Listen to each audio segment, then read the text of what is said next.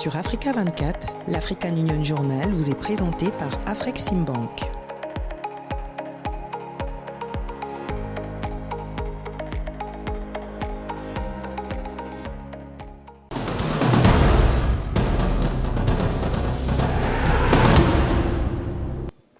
Bienvenue sur Africa 24, ravi de vous retrouver à Freetown, Kampala et partout ailleurs en Afrique et dans le reste du monde. Au sommaire de cette édition de l'African Union Journal, l'Afrique face aux défis du développement et de la transformation de son agriculture. Puis, focus sur les perspectives africaines de la recherche sur le changement climatique.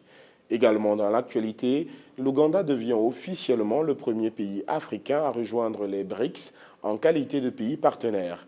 Reportage et analyse à suivre.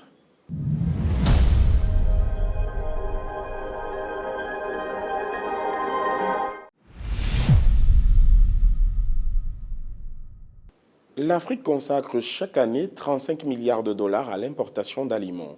Selon les prévisions de la Banque africaine de développement, les importations alimentaires du continent devraient atteindre 110 milliards de dollars en 2025.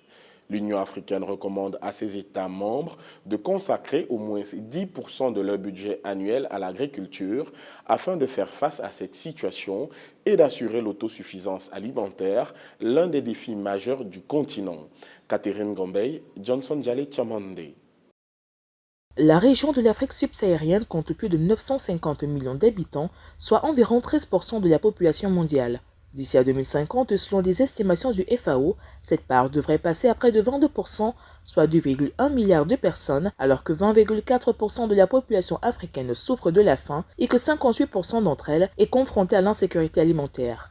Une situation qui trouve son explication selon les décideurs dans les systèmes d'agriculture qui restent pour l'essentiel vivriers.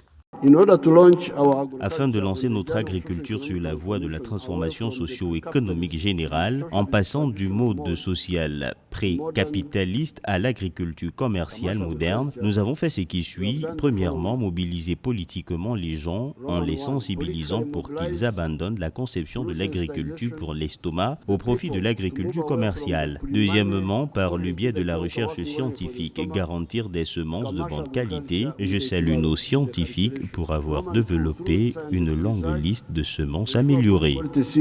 Dans l'ensemble, le système alimentaire de l'Afrique ne parvient pas à fournir des régimes alimentaires sains et durables à tous, en grande partie à cause de la combinaison du changement climatique, des conflits, de l'instabilité économique et de la faible productivité agricole, ainsi que des impacts de la pandémie de Covid-19. Dans une avancée majeure, les dirigeants africains se sont réunis lors du sommet extraordinaire de l'UEA à Kampala, en Ouganda du 9 au 11 janvier 2025, pour adopter la déclaration de Kampala du Programme du développement global de l'agriculture en Afrique, PDDAA, fixant un programme ambitieux pour transformer les systèmes agroalimentaires du continent. I stand before you today to call upon. Je me tiens devant vous aujourd'hui pour insister sur l'urgence d'un engagement collectif renouvelé et d'une action concertée pour réaliser notre vision commune d'une Afrique souveraine sur le plan alimentaire et prospère. La déclaration de Kampala, qui fait suite à la déclaration cruciale de Malabo, témoigne d'un engagement renouvelé en faveur du progrès et de l'obtention des résultats tangibles pour nos populations. Néanmoins, nous devons noter que, compte tenu de la croissance démographique rapide de l'Afrique, la demande croissante de produits alimentaires diversifiés et de haute qualité posera des défis.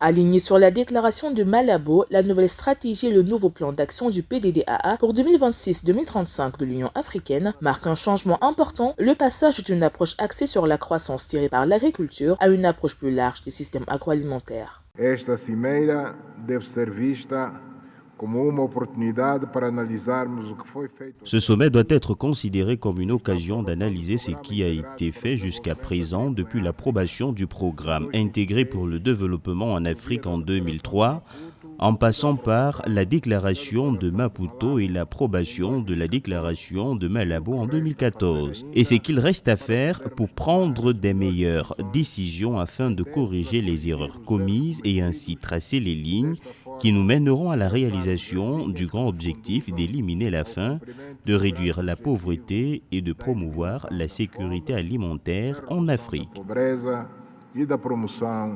da segurança alimentar em África.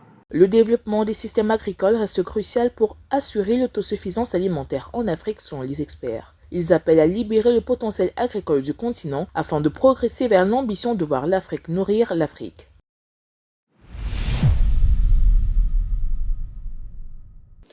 L'Union africaine met en avant sa vision pour révolutionner l'agriculture sur le continent, un secteur crucial pour la sécurité alimentaire, la création d'emplois et le développement économique.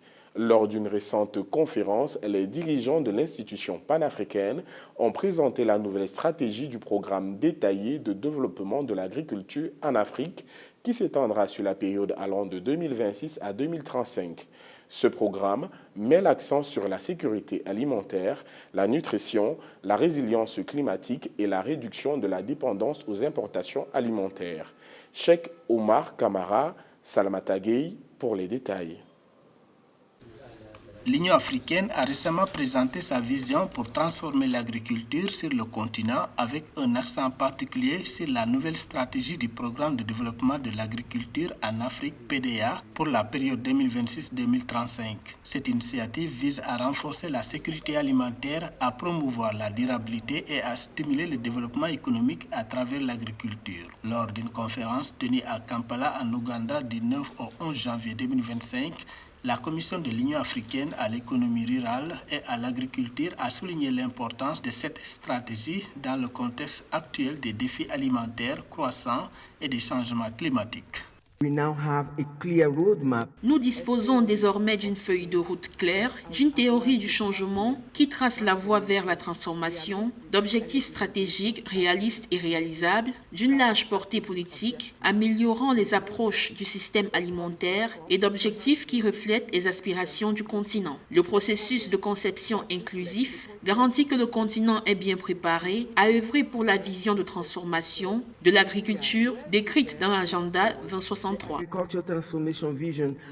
Cependant, la mise en œuvre du PDA ne se fera pas sans défi. Le président de la Commission de l'Union africaine, Moussa Faki Mahamat, a noté que cet ambitieux programme a été mis en œuvre depuis 2014 dans le cadre de la déclaration de Malabo, affirmant que la transformation agricole est une priorité pour l'UA. L'Afrique se réjouit d'avoir 60% de sa population jeune, tout comme d'avoir 60% des terres cultivables non exploitées à travers le monde grâce à ses ressources essentielles en matière d'eau et de forêt. C'est pour cette raison qu'il est fortement questionné sur sa situation paradoxale présente en matière de protection alimentaire. En Afrique, la faim est fatale. Le commissaire de l'IA au développement économique a souligné que l'agriculture doit être perçue comme un secteur stratégique pour le développement économique de l'Afrique dans le but de surmonter la faim. En ce qui concerne la sécurité alimentaire en Afrique, les statistiques publiées en juillet 2024 révèlent que chaque Africain sur 5 est confronté à la faim en 2023. Il y a la menace que si les circonstances demeurent inchangées, 300 millions d'Africains seront chroniquement sous-alimentés avant 2030. Selon la déclaration de Kampala, la stratégie mise en place par les 55 États membres de l'UA verra également l'Afrique réduire les pertes après récolte de 50%, tripler le commerce intra-africain de produits et d'intrants agroalimentaires et augmenter la part des aliments transformés localement à 35% du PIB agroalimentaire d'ici 2035.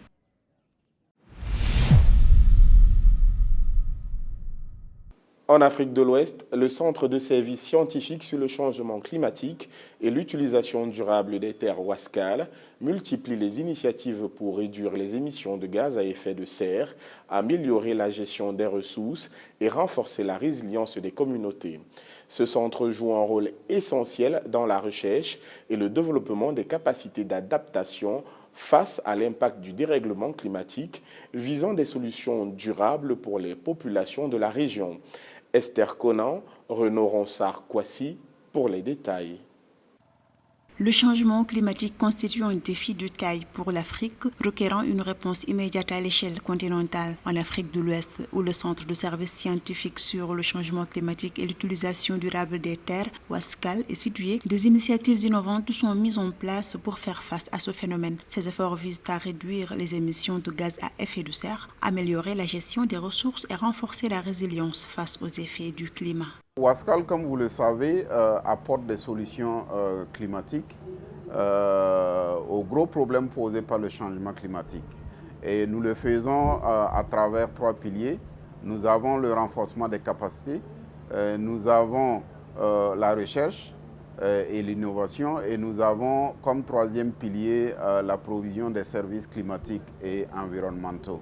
Wascal est un acteur clé dans la recherche et le développement des capacités pour faire face au changement climatique. Son objectif principal est de renforcer la résilience des systèmes humains et environnementaux face à la variabilité climatique croissante. Ce centre joue un rôle essentiel dans l'adaptation aux impacts climatiques et dans la mise en place de solutions durables pour les communautés d'Afrique de l'Ouest. Wascal a 3 piliers. C'est les formations sur demande, les formations adaptées, et à ce niveau nous avons 17 programmes au niveau du 3e cycle universitaire et qui couvrent les 12 pays membres de Wascal. Le 2e pilier, c'est la recherche et l'innovation, et le dernier élément, c'est la provision de services climatiques. Le Centre de services scientifiques d'Afrique de l'Ouest sur le changement climatique et l'utilisation adaptée des terres aspire à élargir son champ d'action à l'ensemble du continent africain. Son objectif est de devenir l'une des principales institutions scientifiques d'Afrique en offrant des services climatiques dédiés à la région ouest-africaine. Nous avons également développé ce que nous appelons l'Atlas de l'hydrogène de toute l'Afrique. Et c'est une carte, un atlas assez interactif, qui permet justement à première interaction de pouvoir juger en fait du potentiel de l'hydrogène dans le continent. Selon le programme des Nations Unies pour le développement, l'Afrique de l'Ouest, contribuant à 0,8% des émissions mondiales de gaz à effet de serre, subit une intensification des phénomènes climatiques extrêmes exacerbés par des problèmes de gouvernance, de développement et de sécurité. En Afrique de l'Ouest, la dégradation des côtes, l'érosion et les inondations constituent des défis environnementaux majeurs nécessitant des actions urgentes.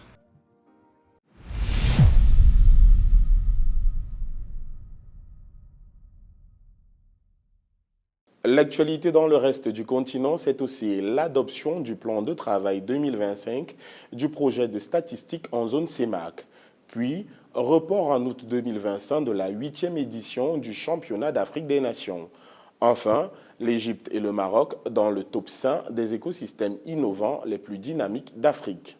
La commission de la CEMAC a validé le plan de travail et budget annuel 2025 du projet statistique régional financé par la Banque mondiale à hauteur de 3,437 milliards de francs CFA. Ce plan vise à renforcer la production et la diffusion des données économiques et sociales fiables en Afrique centrale. Présidé par Balthazar Ekonga et Joe, cet effort stratégique inclut des actions portées par le développement des politiques économiques et financières avec l'appui de l'ICA, AfriSat et l'UNFPA. Après une mission d'évaluation à Malabo et une réunion sous-régionale, ce projet est prêt pour une mise en œuvre effective dès 2025.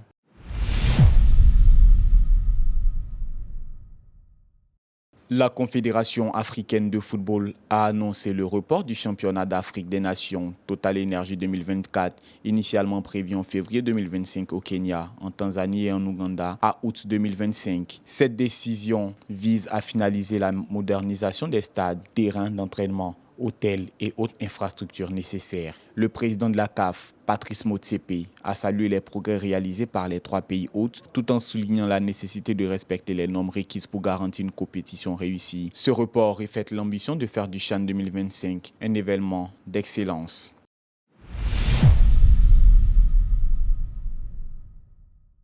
L'Égypte et le Maroc figurent dans le top 5 des écosystèmes start-up les plus dynamiques d'Afrique en 2024. Avec 400 millions de dollars levés, l'Égypte se classe 3e derrière le Kenya et le Nigeria, représentant 84% des financements du continent. Le Maroc occupe la 5e place avec 70 millions de dollars, confirmant son potentiel malgré une domination des Big Four. Toutefois, les investissements en Afrique du Nord ont chuté de 35%, mettant en lumière des défis de résilience face à la baisse générale des levées de fonds sur le continent. Les BRICS s'élargissent avec l'intégration de 9 nouveaux pays partenaires depuis le 1er janvier 2025, dont l'Ouganda, seul représentant africain. Ce statut de partenaire ouvre la voie à une adhésion complète à l'avenir, offrant à l'Ouganda une opportunité de renforcer ses liens économiques avec les grands marchés émergents. Explication dans cet élément signé Nana Kamsu et Johnson Jale Chamande. L'Ouganda a rejoint les rangs des 13 nouvelles nations partenaires de l'Alliance des BRICS, une décision qui promet de remodeler son paysage international en matière de commerce et d'investissement. Pour l'Ouganda, l'adhésion aux BRICS représente une occasion unique de diversifier ses relations commerciales et d'exploiter les vastes marchés de l'Alliance. Avec un PIB fortement dépendant de l'agriculture et des ressources naturelles, l'Ouganda devrait bénéficier d'une augmentation des investissements étrangers et du commerce dans des secteurs tels que le pétrole, le café et le thé.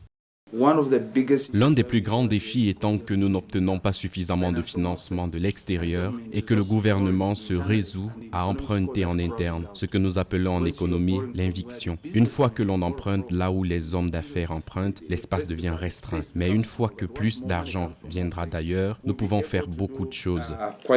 Selon le ministre des Finances, le gouvernement ougandais compte réduire les emprunts extérieurs de 98% en 2025-2026 afin de freiner l'augmentation de la dette du pays. Le ministère a également annoncé des réductions importantes des dépenses publiques et des emprunts intérieurs pour l'exercice financier 2025-2026. L'adhésion aux BRICS vise à stimuler les activités économiques afin de couvrir les objectifs de développement et de rembourser les dettes.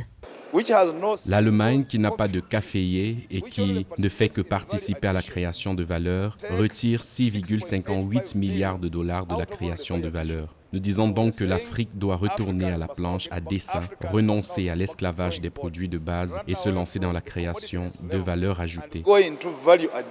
Les nations africaines, autrefois essentiellement considérées comme des bénéficiaires de l'aide et des investissements occidentaux, cherchent aujourd'hui activement à s'affirmer dans le commerce international par le biais de partenariats qui mettent l'accent sur les avantages mutuels et le développement économique. En outre, la décision de l'Ouganda de rejoindre les BRICS s'inscrit dans un objectif plus large de construction d'alliances en dehors des marchés occidentaux traditionnels. Beyond those geopolitical motivations, there's also the economic. Au-delà de la motivation géopolitique, il y a aussi la motivation économique. Si vous regardez la balance commerciale entre l'Ouganda et des pays comme la Chine et l'Inde, vous verrez que c'est là que se fait une grande partie du commerce. D'un point de vue économique, l'Ouganda a donc sa place au sein de la plateforme des BRICS, même en tant que partenaire. De nombreux pays ne considèrent pas les BRICS comme une plateforme occidentalisée, mais simplement comme une alternative qui offre quelque chose de différent de ce qui est toujours proposé. Cette décision marque le début d'une nouvelle ère pour l'Ouganda qui met l'accent sur les partenariats stratégiques et l'intégration mondiale des économies émergentes.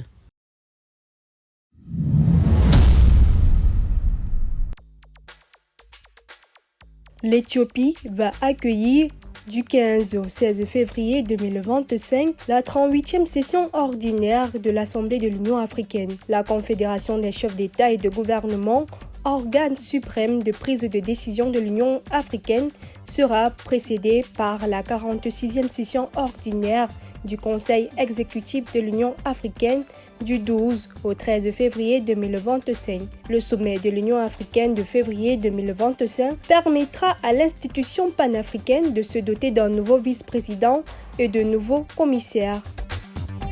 La 3e conférence foncière arabe se tiendra à Rabat du 18 au 20 février 2025 sous le thème « Solutions foncières pour les investissements, la résilience et l'innovation ». La conférence est une étape importante dans la promotion de la bonne gouvernance foncière pour la réalisation des dividendes sociaux, économiques, environnementaux et de paix dans la région arabe. Elle devrait permettre de partager des connaissances sur les bonnes pratiques et les innovations, de développer les capacités et de promouvoir la collaboration et la coordination entre les acteurs du secteur foncier.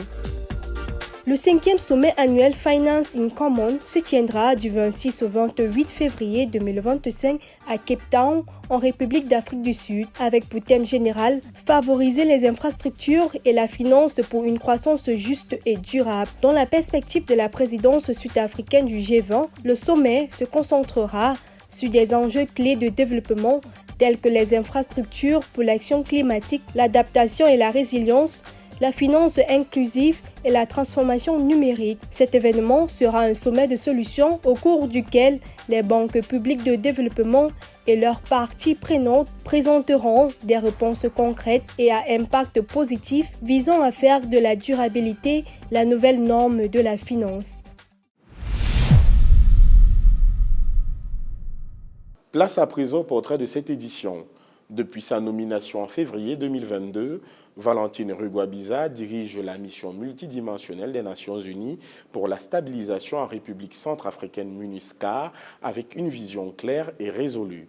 Forte de son expertise en diplomatie et en développement, elle incarne un leadership engagé pour accompagner la République centrafricaine dans sa transition post-conflit tout en soutenant les processus électoraux cruciaux à venir en 2025. Valentine Rugwabiza, une diplomate engagée pour la paix et l'état de droit en Centrafrique, un portrait signé Esther Conan, Catherine Gombey et Yannick Kofi. La Rwandaise Valentine Rugwabiza a été désignée en février 2022 représentante spéciale de la République centrafricaine et chef de la mission multidimensionnelle intégrée des Nations Unies pour la stabilisation en République centrafricaine MINUSCA.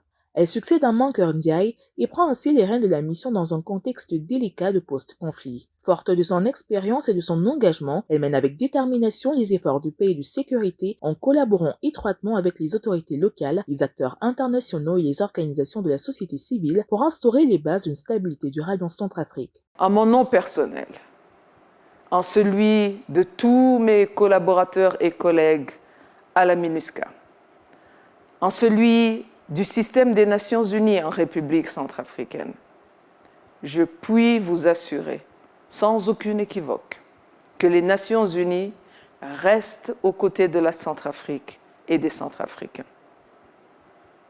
Chères Centrafricaines, Centrafricains, avant sa nomination, Mme Rugwabiza a occupé divers postes de haut niveau, notamment représentante permanente du Rwanda auprès des Nations Unies. Son expertise en développement et en diplomatie internationale est un atout majeur dans la mise en œuvre du mandat de la MINUSCA qui soutient la Centrafrique dans l'extension de l'autorité de l'État et de la protection des civils. Les tâches prioritaires sont la protection des civils, l'extension de la présence et de l'autorité de l'État, la facilitation de l'acheminement de l'aide humanitaire et bien sûr la protection du personnel des Nations Unies, des installations des Nations Unies. Donc comme vous pouvez le voir, c'est vraiment une mission qui a plusieurs tâches. En 2025, la MINUSCA poursuivra son rôle de soutien au processus électoral avec des élections municipales, législatives et présidentielles prévues dans le pays. Mme Rugwabiza souligne l'importance de ces élections pour consolider la souveraineté politique et sécuritaire de la Centrafrique tout en renforçant les acquis de la paix et de la stabilité. L'année 2025 va être une année électorale en Centrafrique et les 3 élections que j'ai mentionnées auront lieu au courant de l'année 2025.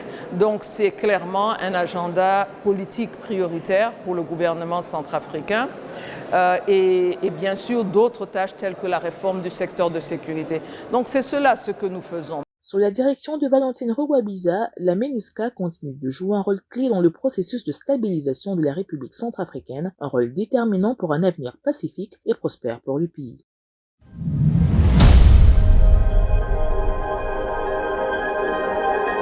Merci d'avoir suivi cette édition de l'African Union Journal préparée par l'ensemble de la rédaction.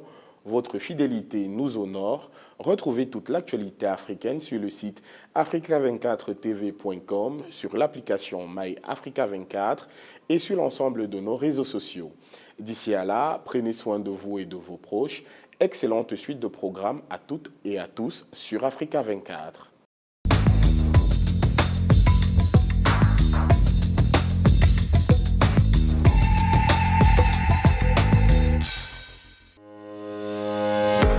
Sur Africa 24, l'African Union Journal vous est présenté par Afreximbank.